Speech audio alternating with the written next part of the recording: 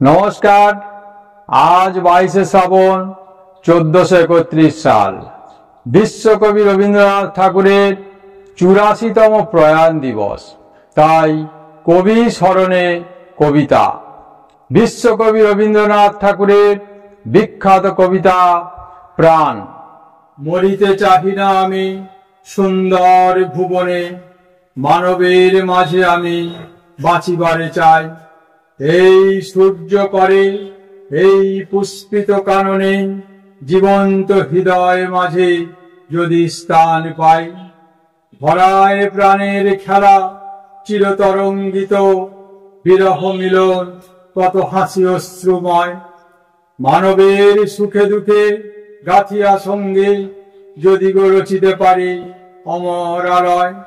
তা যদি না পারি তবে বাঁচি যতকাল তোমাদের মাঝখানে লোভী যেন ঠাঁই। তোমরা তুলিবে বলে সকাল বিকাল নব নব সঙ্গীতের কুসুম ফোটাই। হাসি মুখে নিও ফুল তারপরে হায়, ফেলে দিও ফুল যদি সে ফুল শুকায়। নমস্কার।